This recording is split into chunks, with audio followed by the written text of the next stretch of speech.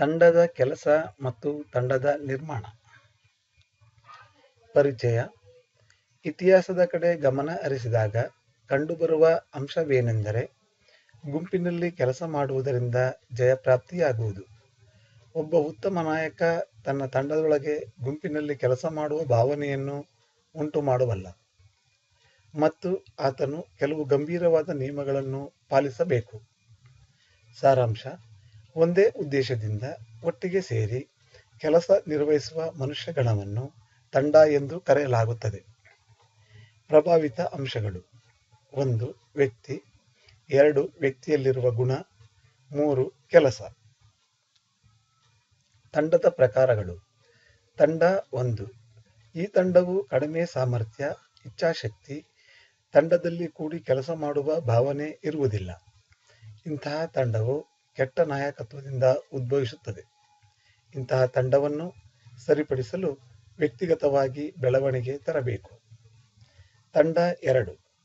ಈ ತಂಡದಲ್ಲಿ ಹೆಚ್ಚಿನ ಸಾಮರ್ಥ್ಯ ಆದರೆ ಕಡಿಮೆ ಇಚ್ಛಾಶಕ್ತಿ, ಕೆಲಸವೂ ಸಹ ಕಡಿಮೆ ಕಂಡುಬರುತ್ತದೆ.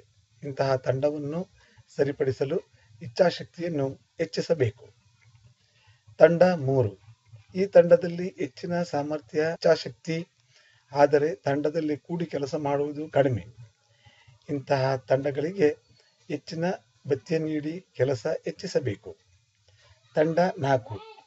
ಈ ತಂಡದಲ್ಲಿ ಹೆಚ್ಚಿನ ಸಾಮರ್ಥ್ಯ, ಇಚ್ಛಾಶಕ್ತಿ, ತಂಡದಲ್ಲಿ ಕೂಡಿ ಕೆಲಸ ಮಾಡುವುದು. ಇಂತಹ ತಂಡವು ಒಳ್ಳೆ ನಾಯಕನಿಂದ ಕೂಡಿರುತ್ತದೆ. ತಂಡಗಳಿಗೆ 3 ಅಂಶಗಳ ಅವಶ್ಯಕತೆ ಇದೆ. 1. ಕಾರ್ಯಾಚರಣೆಗೆ ಸಂಬಂಧಿಸಿದ ಆದೇಶ ನೀಡುವುದು. 2. ಸಾಮಾನ್ಯವಾದ ಮಾರ್ಗದರ್ಶನ ನೀಡುವುದು. 3. ತಂಡಗಳಲ್ಲಿ ವಿಶ್ವಾಸ. ಒಳ್ಳೆಯ ತಂಡಗಳಲ್ಲಿ ಕಂಡುಬರುವ ಸೂಚನೆಗಳು: 1. ಕೆಲಸ ಕಾರ್ಯಗಳಲ್ಲಿ ಸಂಪೂರ್ಣ ಪ್ರಗತಿ. 2. ಕಳ್ಳತನವಿಲ್ಲದಿರುವುದು. 3. ಆಯುಧಗಳ ಗುಣಮಟ್ಟ ಮತ್ತು ವ್ಯಕ್ತಿಗತ ವಸ್ತುಗಳ ಗುಣಮಟ್ಟ ಉತ್ತಮವಾಗಿರುತ್ತವೆ. 4. ಹೆಚ್ಚಿನ ಮಾರ್ಗದರ್ಶನದ ಅವಶ್ಯಕತೆ ಇರುವುದಿಲ್ಲ. ತಂಡದ ನಿರ್ಮಾಣ. ತಂಡದ ನಾಯಕರು ಈ ಅಂಶಗಳನ್ನು ಗಮನದಲ್ಲಿಡಬೇಕು. 1.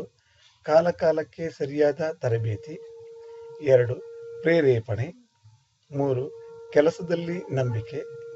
4. ಶಿಸ್ತು. 5. ವಿಧೇಯತೆ. ಅಂತಿಮ ಮಾತುಗಳು. ಒಬ್ಬ ನಾಯಕ ತಂಡಗಳ ಮಧ್ಯೆ ಕೂಡಿ ಕೆಲಸ ನಿರ್ವಹಿಸುವ ಭಾವನೆಯನ್ನು ಬೆಳೆಸಬೇಕು. ಒಂದು ತಂಡದ ಉತ್ತಮ ಕೆಲಸ ಒಳ್ಳೆಯ ನಾಯಕತ್ವದಿಂದ ಉಂಟಾಗುತ್ತದೆ. ಒಂದು ಉಪತಂಡದ ನಾಯಕರಾಗಿ ಉತ್ತಮ ತಂಡವನ್ನು ಬೆಳೆಸಿ ಪ್ರದರ್ಶಿಸಬೇಕು. ವಂದನೆಗಳು. ಪ್ರಶ್ನೆಗಳಿದ್ದರೆ ಕೇಳಿ.